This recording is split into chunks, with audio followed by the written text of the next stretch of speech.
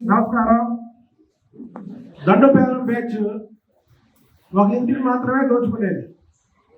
మన సినిమాలో చూసాం, ఆ కర్ణాటకలో ఉన్నటువంటి దండుపాలెం బ్యాచ్. కానీ జగన్ బ్యాచ్ మాత్రం రాష్ట్రం మొత్తాన్ని దోచుకుంది. ఏ శాఖను మిగల్చకుండా దోచుకుంది. జగన్మోహన్ రెడ్డి బ్యాచ్కి కానీ దమ్ముంటే మీడియా ముందుకు వచ్చి మేము పలానా శాఖలో దోచుకోలేదు అని చర్చకు రాగలరా? ఇవాళ భారతదేశంలో ఏ రాష్ట్రంలో లేనట్టు రాష్ట్ర ముఖ్యమంత్రిగా నిన్ను ప్రజలు ఓడించారు. ఓడించినప్పటి నుంచి కూడా ప్రతి శాఖలో ఉన్నటువంటి ఫైళ్ళు తగలబెట్టడం జరుగుతుంది. ఇది చాలా ఘోరం, చాలా అన్యాయం. అదేంటంటే ప్రభుత్వం మీద కదా మీరు పట్టుకోవచ్చుగా అంటారు. దొంగలు ఎలా రావాలి, ఎలా దోచుకోవాలో మీకు తెలుసు, ఎలా తగలబెట్టాలో తెలుసు. 5 ఏళ్ళు అధికారంలో ఉన్నప్పుడు ఆ ఫైల్ ఎక్కడ ఉన్నాయో మీకు తెలుసు. ఇవాళ ఫైల్ తగలబెడుతూ మీరు నంగనాచి కబుర్లు చెప్తారండి. ఒక్క శాఖని కాదు, అన్ని శాఖల్లో కూడా అవినీతి జరిగింది. 2019 సంవత్సరానికి ఫైబర్ నెట్ సంస్థ జీతాలు 7 కోట్లు అయితే వాటిని 48 కోట్లుగా పెంచారు. ఆ శాఖ ఎండీగా ఉన్నటువంటి మధుసూదన్ రెడ్డి స్వయాన్న అన్నకి సంవత్సరానికి 12 కోట్లు అప్పనంగా అప్పచెప్పాడు. ఎవరప్ప సొమ్మని అలాగ అప్పచెప్పాడు మధుసూదన్ రెడ్డి. అలాగా చెప్పుకుంటూ పోతే టీటీడీ ఫైల్ తగలబెట్టారు, అలాగే ఇరిగేషన్ ఫైల్ తగలబెట్టారు, అలాగే ఇప్పుడు ఉన్నటువంటి ఏదైతే రవాణా శాఖలో ఫైల్ తగలబెట్టారు, అలాగే వ్యవసాయ శాఖ ఫైల్, అనేక ఫైళ్ళు తగలబెడుతున్నారు. ఇది చూస్తుంటే రోజు తగలబెట్టుకుంటూ పోతూ దమ్ముంటే పట్టుకోండి. ఏది హైదరాబాద్లో మనం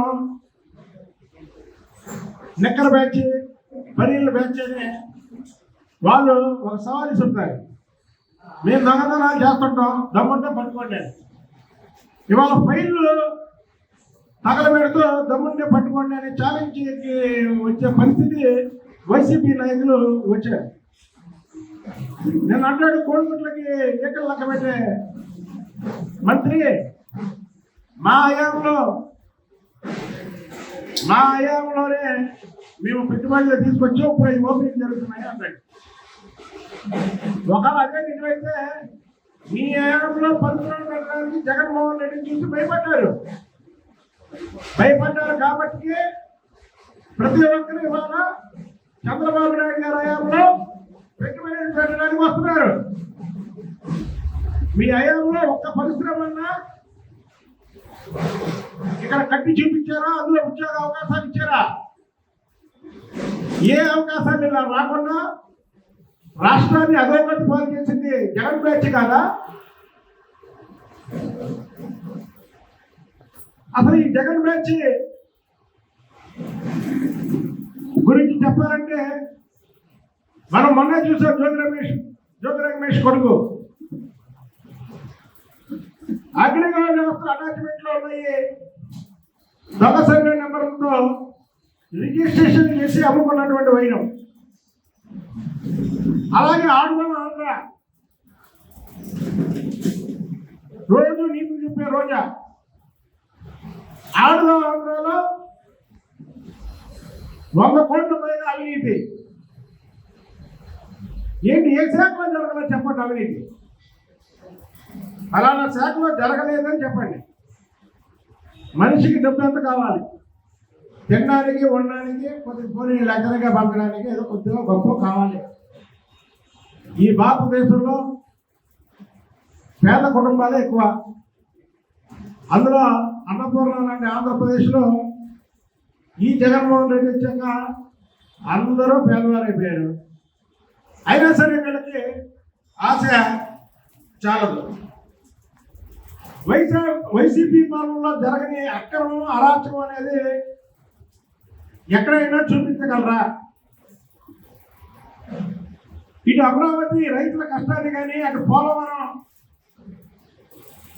రావాల్సినటువంటి పరిహారాన్ని కానీ వైసీపీ నేతలు దోచుకున్నారు. అమరావతిలో ఒక పాడు చేశారు. అలాగే పోలవరానికి రావాల్సినటువంటి గిరిజనుల ఏదో ముగ్గు ప్రాంతాలు వాటికి రావాల్సినటువంటి నష్టపరిహారాన్ని కూడా దోచుకున్నటువంటి జగన్ బ్యాచ్. ఎందుకంటే మేమేం బూతులు తిట్టట్లే. బూతులు తిట్టిన వాళ్ళందరూ ఏమైపోయారో మనం రాష్ట్రంలో చూసాం.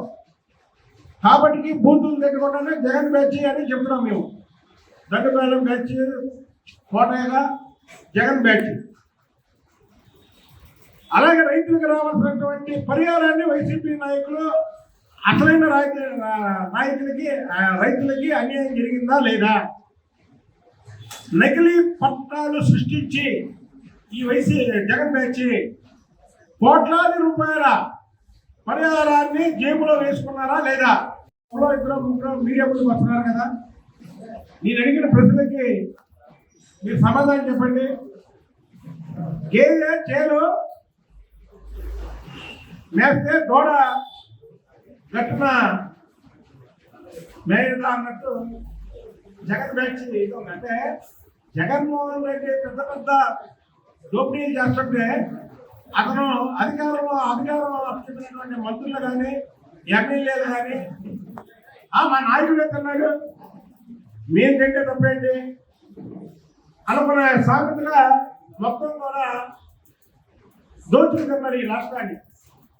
ఇవాళ చంద్రబాబు నాయుడు గారు లాంటి అనుభవం గల నాయకుడికే ఏంటి రాష్ట్రాన్ని ఎంత అధోగతి పాలు చేశారని బాధపడుతున్నటువంటి వైద్యం. చంద్రబాబు నాయుడు గారు ముఖ్యమంత్రిగా ఆ పీఠ ఎక్కిన తర్వాత అక్కడ చూస్తే ఏ శాఖలో కూడా వీళ్ళు అంటే శాఖలన్నీ కూడా భుజించేశారు వీళ్ళు. ఇది చాలా దుర్మార్గమైనటువంటి చర్య. దీని మీద వైసీపీ అలాగే జగన్ బ్యాచ్ ఛాలెంజ్ మీద ఒకటే, మేము వాళ్ళ అధికారంలో ఉన్న 5 సంవత్సరాలు మేము ఫలానా శాఖలో దోచుకోలేదు అని చెప్పగల దమ్ము ఎవరికైనా ఉంటే మీడియా ముందుకు రమ్మను, నేను వస్తా, అన్ని శాఖల ఫైళ్లు పట్టుకొని వస్తా. మీకు ఆ దమ్ము ధైర్యం ఉందా? మీకు ఆ దమ్ము ధైర్యం ఉంటే నేను రావడానికి సిద్ధంగా ఉన్నా.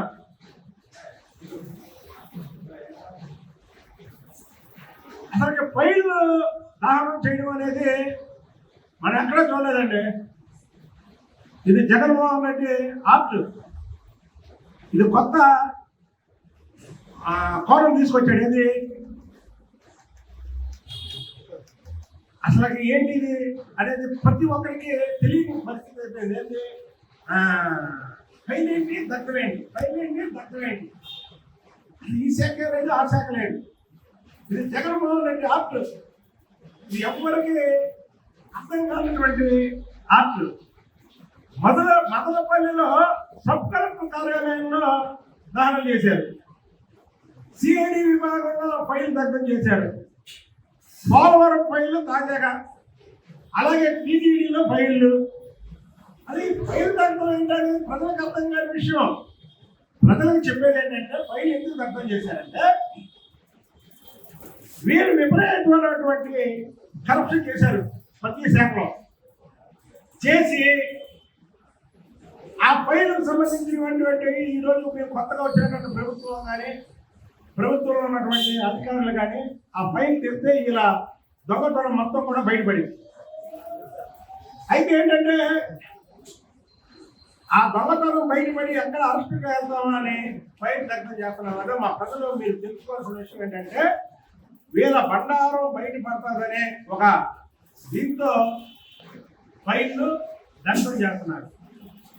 కాబట్టి వీళ్ళందరూ కూడా చంద్రబాబు నాయుడు గారు చెప్పారు, 2019 అధికారులకు చెప్పారు, 2004 నుంచి 2009 వరకు వైఎస్ రాజశేఖర రెడ్డి ముఖ్యమంత్రిగా ఉన్న టైంలో జగన్మోహన్ రెడ్డికి ఆ రోజు సూట్ కేసు కంపెనీల ద్వారా అవినీతి జరిగినటువంటి చాలా మంది ఐఏఎస్లు జైలు పాలయ్యారు, మీరు జాగ్రత్తగా ఉండండి అని చిలక చెప్పినట్టు అధికారులకు కూడా చెప్పారు.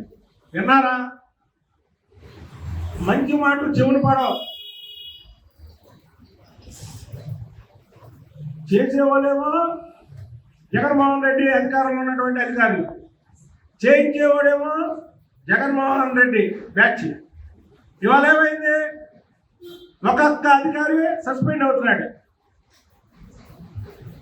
రేపు అందరూ జైలుకి వెళ్తారు. ప్రజాధనాన్ని దోచుకున్న ఏ వ్యక్తి కూడా రోడ్డు మీద తిరగడానికి అనర్హుడు. వాళ్ళు ముఖ్యమంత్రి పదవులు చేసిన ఐఏఎస్లవని, ఐపీఎస్లవని, ఎంఆర్ఓలవని, లేదా ఎమ్మెల్యేలవని, కార్పొరేటర్లవని, చైర్మన్లవని, ఎమ్మెల్సీలవని, ఏ వ్యక్తి అయినా సరే ప్రజాధనాన్ని దోచుకున్న ఏ వ్యక్తి అయినా సరే ప్రజల్లో తిరగడానికి అనర్హుడు. కాబట్టి జగన్మోహన్ రెడ్డి ప్రభుత్వంలో దోచుకున్న ప్రతి ఒక్కరూ కట్టకట్టాలు లెక్క పెట్టక తప్పదు అని తెలియజేస్తున్నాము. లాస్ట్ అండ్ ఫైనల్ ఒకటే చెప్తున్నా, నేను ఇచ్చిన ఛాలెంజ్కి ఎవరైనా కట్టుబడి ఉంటారా? ఫలానా శాఖలో, ఈ రాష్ట్రంలో ఎన్నో శాఖలు ఉన్నాయి, ఒక్క శాఖలో అవినీతి జరగలేదని చూపించడానికి దొంగ ఎవరికైనా ఉందా? ఉంటే నేనే వస్తా, ఆ శాఖకు సంబంధించిన ఫైల్ పట్టుకొని వస్తా. కాబట్టి ఇది ప్రజాప్రభుత్వం. ప్రజాప్రభుత్వంలో ఒకటే గుర్తుపెట్టుకోండి, ఇవాళ చంద్రబాబు నాయుడు గారు ముఖ్యమంత్రిగా ప్రమాణ స్వీకారం చేసి దాదాపు 3 నెలలు కావస్తుంది. ఈ 3 నెలల్లో ఎక్కడన్నా అవినీతి జరిగిందా? ఏ శాఖలో అవినీతి జరిగిందా? జరగడానికే వీల్లేదు. ప్రజా సొమ్ముని కాపలా కాయడానికే ముఖ్యమంత్రి పదవి చంద్రబాబు నాయుడు గారికి. ప్రజా సొమ్ము దోచుకోవడమే జగన్మోహన్ రెడ్డికి ఆదర్శం. ముఖ్యమంత్రి పదవి ఆయనకు కావాలి. చంద్రబాబు నాయుడు గారికి ఏమో ప్రజా సొమ్ముని కాపాడడం కోసం ముఖ్యమంత్రి కావాలి, జగన్మోహన్ రెడ్డికి ప్రజా సొమ్ముని దోచుకోవడం కోసం ముఖ్యమంత్రి కావాలి. ఇది వీరిద్దరికి ఉన్నటువంటి తేడా ప్రజలు గమనించాలని కోరుకుంటున్నాను.